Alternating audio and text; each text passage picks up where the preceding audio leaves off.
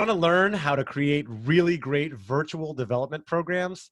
Well, I have a great session for you. My next guest is legendary, and I can't wait to introduce her to you. Leanne Hughes is the host of the First Time Facilitator podcast, a virtual facilitator extraordinaire, and the creator of the Virtual Possible program. She has facilitated programs for clients all over the world, done tons of it virtually. I'm excited for her to come and share some of those best practices with us today. Leanne, welcome to the summit. Wow, Andy, what an intro. Thank you so much. Legendary. There's a lot to live up for now. Legendary. Yes. You've done a lot of great work. I love seeing all your stuff all over social media. I know you've gone all in on this virtual facilitation world, and there's a lot of people out there struggling with how to take these programs that they've been running for years in person, and find a way to make them effective virtually. So let's just start with, what are some of the big challenges? What are some of the mistakes that you hear or see people making when trying to make this transition? Yeah, there's a couple of mistakes. And to be honest, I've made a lot of them as myself. And I've sort of fumbled and tripped my way into getting better at this virtual game. And I think that's the secret as well, is actually, well, number one is actually having the courage to experiment and to do things differently. Now, what seems to have happened is we've inherited this way of running virtual workshops. Common mistake is that people will take whatever they delivered face to face and slap a webcam on it without thought of redesign or timing or thinking about this new medium. So that's the first mistake I see.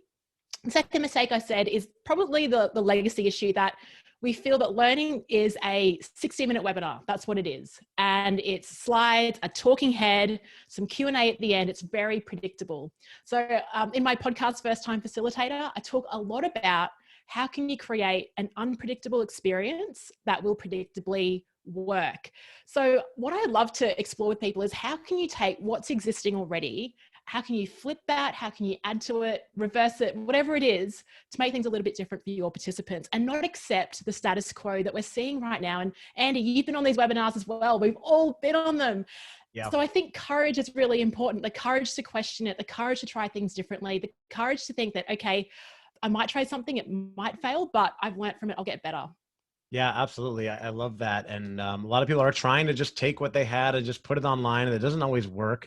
But there are a lot of challenges that come with trying to run programs virtually, some new challenges, right? Can you talk about what are some of those challenges? What are some of the biggest things that gets in the way for people?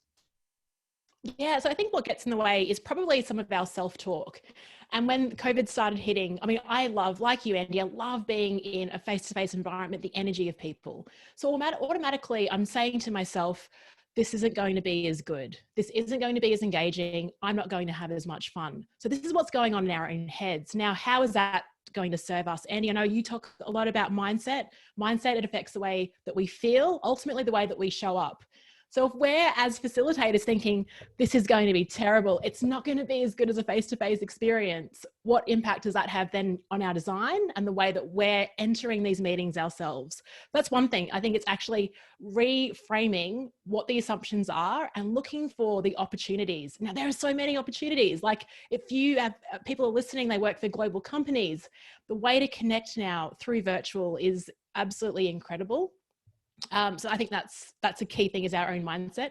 The second challenge is the fatigue. There's words that have come out. I quickly phrased Zoom fatigue, I think about a week into COVID, because I was like registering for every call and just hopping onto meetings. So a challenge is really putting ourselves in the participants' minds and thinking, okay, they're probably having a similar challenge. They're pretty much logging off the call, hitting that red button, clicking a new link to enter another call.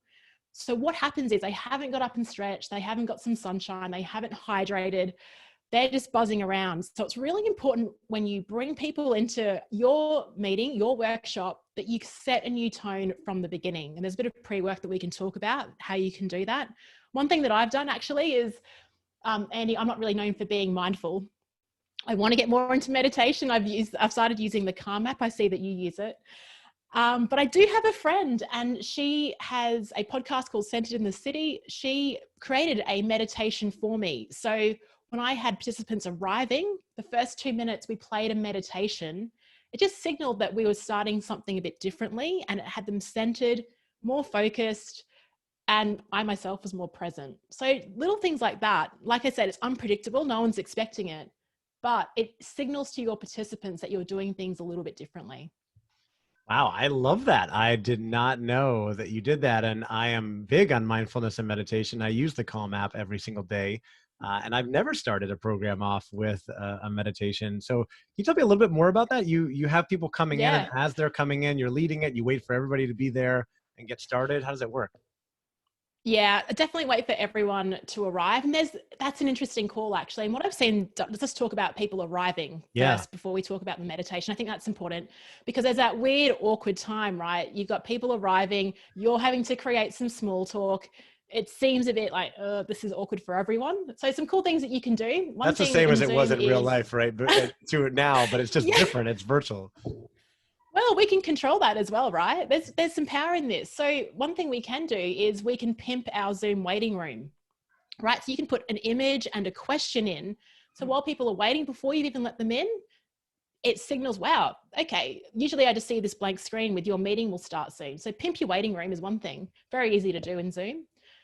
Second thing is, if you've got participants that are feeling a little bit awkward, you can let them in one by one, like you do in a normal workshop, and just have a quick chat to them, show them how to put their camera on, test their sound, show them chat. You can do that. While they arrive, what I like to do is I'll have a question. It'll be on a shared screen. I'll encourage them to share and chat, what's the local time zone? What's their 3 p.m. snack of choice? Your favorite question. Just get them to start interacting from the beginning. Then in my email, I'll say, right, we're going to close doors at a certain time, because like in a face-to-face workshop, it's really kind of awkward when people enter at different times. So you can be quite strict about that too. And then Andy, with the meditation thing, so yeah, because like I said, I'm not the most calmest person. I move pretty quickly. So what I did was, when everyone arrived, just did a quick introduction and then I shared my computer audio and I played the recording that my friend Wade had put together. And you can contextualize this. So we also had a centering one to start off with. And then midway through, we were doing some visioning for the next 6 months. So we did a mindfulness session, which was all about, okay, close your eyes, imagine what 6 months looks like from now. And we played that. So it again shifted focus from talking about the past to now switching to the future. That is really cool. I am already learning so much in this interview. I love the idea of using the waiting, pimping your waiting room, asking questions, letting people in one by one, and then starting to center people, ground people with that mindfulness session. Because you're right, people are going from session to session. They're getting that Zoom fatigue that a lot of people are talking about. So how do you, bring them back and allow them to kind of reset a little bit? One of the things I also wanted to talk to you about is, or ask you about, is how do you connect with people? Because I think a lot of people look at these virtual sessions and say, well, I can't make the connection like I do in real life. And you already talked about this idea of letting people in one by one. What are the other things you can do to build those connections? Well, it's funny you say that, Andy, because we've never met, but I feel connected to you. I feel like we have. Yeah, exactly. Now, number one, I think it's because we use video a lot. Like we just chat on Zoom. We've done FaceTime calls as well, which is using video. Video is really important. People, though, a lot of people feel reluctant to share their videos sometimes. So I think like the pre-stuff is important. Priya Parker says in her book, The Art of Gathering, the event has started before it has even started. Now, a lot of people wait for the moment that someone jumps on a call to start connecting with them, but it happens before that. This is why sequencing is really important. So when I'm working with a new client, I'm trying to, again, put myself in the participant's mind. They're like, okay, I've got to go to this leadership program. Who's this facilitator? There's a lot of uncertainty. And if you know the SCARF model, uncertainty can trigger a threat response. So I think, how can we give them as much certainty as possible? So Andy, I'll go back to what I'm used to, video. I will shoot a quick video, like a minute long, going, hey, I'm Leanne. This is what you're going to come in for. This is what to expect. I'd love you to start testing with the Zoom or MS Teams platform. Get on camera, get used to it. Please come to me if you've got any questions beforehand. So what you're doing there is answering a lot of those frequently asked questions that they may not even be aware that they have. They are connected to you already because they've seen your video, and they'll probably end up finding you on LinkedIn or looking at your website anyway to get more familiar. So you've already set that up beforehand. So when people are coming in, it's not cold. Okay, so I think prep's really important. Then when people arrive, it's setting that tone of this will be an interactive session, which is why I use things like questions and looking into the camera. Now, this is probably the hardest part of being a virtual facilitator, because in real life, if we tell a joke, we get, well, hopefully, we get people laughing, like we get that immediate feedback. Unfortunately, the default setting in Zoom is that everyone is on mute. Right. So you might throw out a joke and it's crickets. And you think, okay. And that reinforcement to you is negative, which then plays with your self-talk, which then destroys your confidence, right? So a lot of this, and I think when I talk to facilitators, the hardest part for them is we do connect through our eyes. So it is really important to look through the camera, but also balance that with, again, looking at who you're talking to for that feedback. Strategies I've seen to get connections are making sure everyone is off mute. So just say, look, we're going to unmute everyone, but let them know beforehand, just so they can get into a space that's really quiet. Then you can get some of that sort of, get that reinforcement. The other thing I did the other day, Andy, was I made everyone a co-host in my meeting as a way to signal that this isn't a meeting where Bob talks to Leanne, Alan talks to Leanne, Sherelle talks to Leanne. I want everyone talking to each other. So instead of a star meeting where everyone's talking to me, the host, I want a spaghetti meeting where we're all talking to each other. And something like making everyone a co-host can symbolize that as well. So yeah, camera lens, looking down that, practice that. It's tough. I'm doing it right now, Andy. Like I'm trying to look at you, but I'm like, no, I'm going to look into the lens and make this point, and occasionally look at you as well. Okay. Yeah. I'm going to look in the camera while I ask you this next question. But you're right. I mean, the video enables so much, and you want to make sure people are on video. You want to make sure you're on video. You're making a connection. And while it's not as good as being there in person, the video allows you to make a connection. And as you pointed out, you live in Australia. I live in the United States. I think you're 14 hours ahead of me time zone. Right now it's my afternoon. It's your morning the next day. And we've been on Zoom multiple times. We've done FaceTime chats where I've been sitting in my backyard just catching up on things. We chat almost every day on Instagram, my morning, your evening, I feel like. And we've gotten to know each other really well because the technology is there. So we can't let that be a limitation or an excuse to build real connections, real relationships with people, as you and I have done. 100%. And like the guy that I'm collaborating on Virtually Possible with is in Singapore. We don't even send emails. We just do video calls, audio notes, and WhatsApp messages. And we've created something out of nothing just through communication like that. So yeah, no emails. That was a really big thing. No emails. Now you talked about creating this interaction and different conversations going, not just the one-way conversations with you. And you talk about using Zoom and waiting rooms, these things like that. What about if you've got a meeting that's getting bigger, 20, 25, maybe more people? Do you use breakout rooms a lot? And how do you strategically use those to make sure that programs are effective? Yeah, it was funny. I was talking to a guy called Misha Globerman, and he ran his birthday party on like a cocktail Zoom party. And he said, it would be really weird if you went to a real cocktail party and everyone's standing, there's 25 people standing in a circle, like just, you know. Right. So yeah.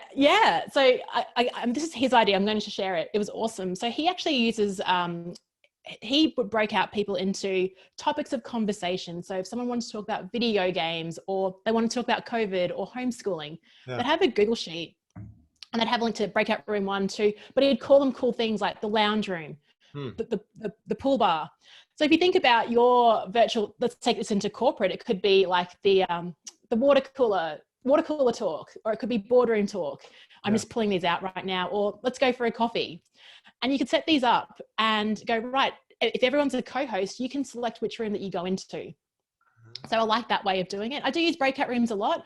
I find it really funny though, when you break people out and you're the only one sitting there, you think, right, I'm getting, like, this is weird. Like what's going on in these rooms? So you can, I can wait in the main room, but you can also float around between different rooms. Just be on, if you don't want to interrupt, turn your video off, go on to mute, let people know that you might be floating around, just so you can like sort of go in and do what that facilitator does, like float around. Yeah.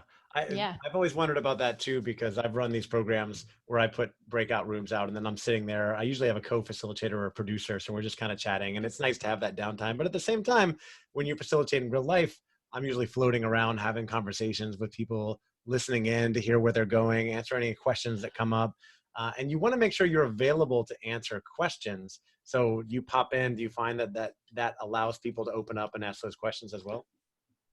Yeah, people don't seem to mind. They're like, oh, and then like they might ask. The other thing you can do is before you put people into breakout rooms is they can request you to join them. So just maybe give them that instruction before they move into breakout rooms. Like you can call out to me, I'll jump in. The other thing I think is important before you go into breakout rooms, again, this is all about sequencing and prep, is the other thing, Andy, if you found this, you get people back from a breakout room and you're like, okay, what happened? Right. And again, nothing. So what I do suggest is before you break out, you give a couple of prompts and then you also say, hey, I would love you to nominate one person in your breakout room to share when we come back. So then at least, again, that certainty, someone knows they've nominated that person. When they come back, that person is ready to share back. Yeah, it's a ninja strategy. It's like one key phrase, but it just changes that whole dynamic. Changes everything so they're ready to go. You have like a team captain or someone that's ready. Yeah, I love that. Team captain, nice. I want to take a step back. Maybe we should have started here, but when you are embarking on a new program, you've got a group size, whatever it may be, 10, 20, 30, 40, and you've got an objective. How should people think about designing a virtual program to be effective? And how do you weigh the trade-offs of, hey, we could probably all knock this out if we get together for 3 hours versus maybe 1 hour a week, or all the different options that you have for virtual? Yeah, great question. I'm actually going through this right now. I've been asked to redesign a 3-day in-person leadership program and provide a quote to a client on what that would look like virtually.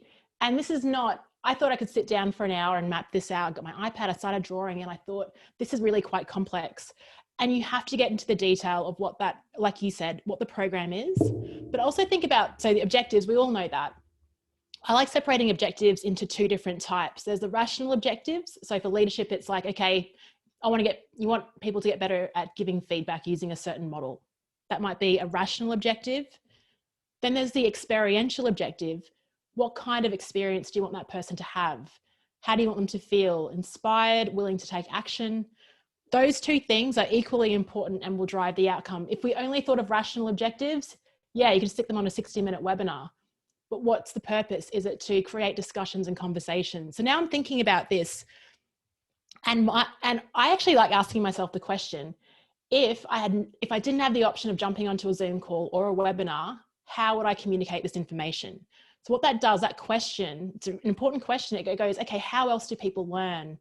So now I'm thinking, can we set up like WhatsApp groups where we send thought-provoking questions and they need to respond to that either through video or audio or just through communication that way? So little huddles. How do we bring in that group accountability? Video, is it pre-record versus live? What's the value of bringing everyone on a live call? Are we actually getting interaction, or is this a one-way message? I'm trying to think of all the different mediums and then sequencing.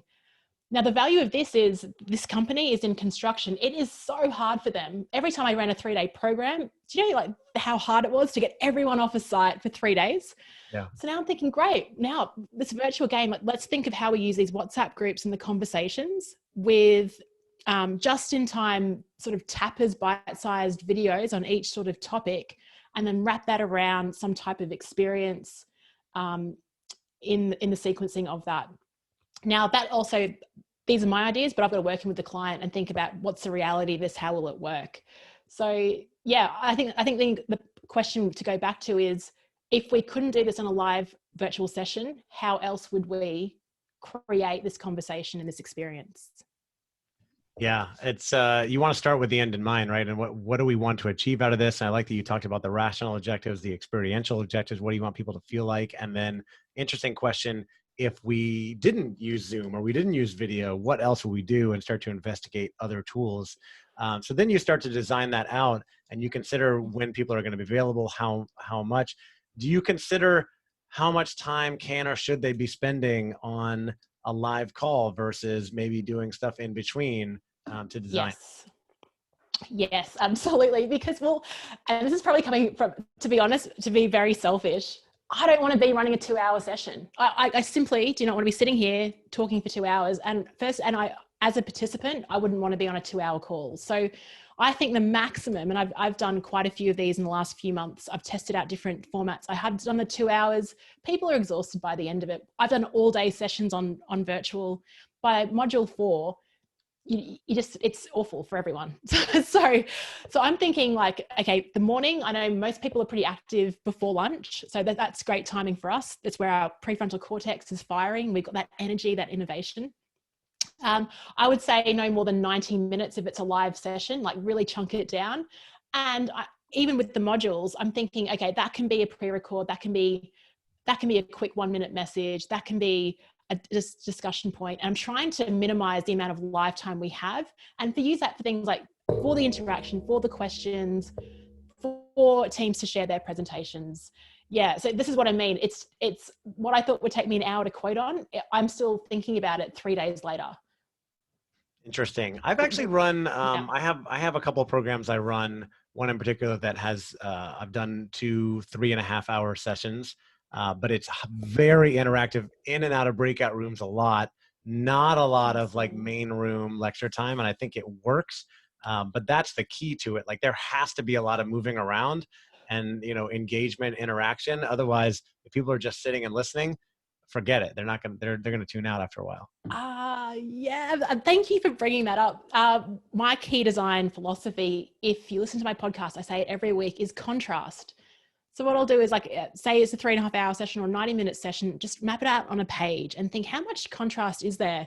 And I take this away really from, contrast is a great way to live your life, actually. Like, I'll go for a run and then I'll have a beer in the afternoon. That's just the way that I live. But way to live. Yeah, thanks. And the great food, it's like soft on the inside, but it's like crunchy on the outside. It's like contrast, you can see it through life. But in terms of workshop design, it's okay, you can start off with a story, then it's talking about that, then it's data, then it's an infographic, then it's actually seeing your sequencing over the course of whatever time period it is and ensuring that there's contrast there. When you watch TV shows, I mean, they're splitting camera angles, every 5 seconds now, just to hold attention. So, you know, our battle is against attention, right? But like you said, if people can sit through the movie Titanic, can they sit through? Okay, I know that was a big budget movie. There's a bit of a comparison there, but yeah, all that, it all was it is 3 hours. Like, your point is people can sit through 3 hours of watching something. It's not a question of whether they can or not. It's only a question of, can you keep them engaged? Absolutely, yeah. And Leonardo DiCaprio, the answer is yes, he can. And yeah, and James Cameron. Right, exactly. I mean, they knew what they were doing. They also had a large niche audience that we're probably not talking about, which is high school girls. But anyway, teenage girls. Fun fact, actually, I talked to someone who was involved in that years ago. He said that the reason that Titanic was so successful was that the average, well, like people like you and me saw it once or twice. The average teenage girl saw it like 19 times or something like that in the theater. So that was their target. Andy, I was a teenage girl back then, so I bought it on video. Yeah, that was like my Christmas present, and I watched it over and over. Like, gosh, what could I have done with my life? I wish I was an entrepreneur back then. But see, it goes back to know your audience, right? And create something that's really great for them. So we've talked, you've shared so much great value, so many great tips in this. For people that are thinking, okay, I'm thinking about doing some of this stuff's a little bit scary. What's the risk if we don't take this action, if we don't put this stuff into place and we just do the standard webinar stuff all the time? Well, the risk is that we continue to set it. So there's a couple of risks for yourself and then also for the broader community, the world. It's getting a bit dramatic. But this is the thing, and I talked about courage, is if we keep replaying what we're seeing from other people, the standard is being set then for other people, because as your community of talent development professionals, people are particularly looking to you to set the standard on what these look like. So it's up to you. We talk about leadership as well. Leadership would be just opening your workshop a little bit differently, because what that's doing is saying to everyone else in your company, it's okay to try things. It's okay to be vulnerable. It's okay to test. So I think that's really important from a corporate, community, global thing. Like, let's be the change here and start doing things differently. From a personal perspective, that's no way to live your life. I think let's not accept the status quo. Like, we're here, you're watching this, you're part of this conference because you want to shake things up, you want to make a stand, you have something to contribute to the world. So it's, again, up to you to your personal, well, I guess I'm lecturing here, I shouldn't be, but I just think it's really important for us to keep testing and growing every day. And part of that is just trying new things into things like these Zoom calls. So yeah, two different aspects on why it's important. Tell when I talk to a fellow facilitator who gets uncomfortable talking after a long time. You're used to asking questions and letting other people do the talking, right? Well, let's finish on this. You know, what haven't we covered? You run a program on this called Virtually Possible. You've interviewed dozens of facilitators. I've been lucky enough to be on your podcast as well, and so I know you've interviewed a lot of great people. What haven't we covered? What else should people be thinking about to before they go out and design their next virtual program? I think the one thing that I like to keep in my mind when I'm on these calls is how great is the timing of this? This whole COVID thing has been a real leveler. So all of us around the world are scrambling and trying to get better at this. I find that really reassuring because there's no real expert. We're all learning off each other. We're observing what works well and bringing that in. So the fact that we're all in this together at the moment, now is the right time to get better at it and to keep testing. I would hold that. That's what I hold in my own mind. It's like, okay, Leanne, no one is nailing this right now. So do the things, learn from others, and keep testing.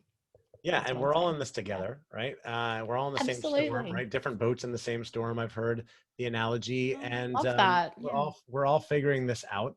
And there's no better Yeah. time, and there's no going back. That's the theme for this whole summit: is there's no going back. Stop waiting for the past. We are going into the future. This is the future of work. This is the future of facilitation. So let's figure out how to do it and not just wait around for things to go back to the past. So Yeah. Sorry, just on that, I read a really great article. James Altucher was talking about New York City and how he thinks it's like CBDs, cities, he goes, are just over. That's what yeah. he was talking about because we're figuring out very quickly there's like before bandwidth and after bandwidth. We're living in the after bandwidth age. So yeah, absolutely. Now's the time to get on board. 100% future of work is now. Leanne, this has been fantastic. For anybody who wants to go find you, follow you, learn more from you, where should they go?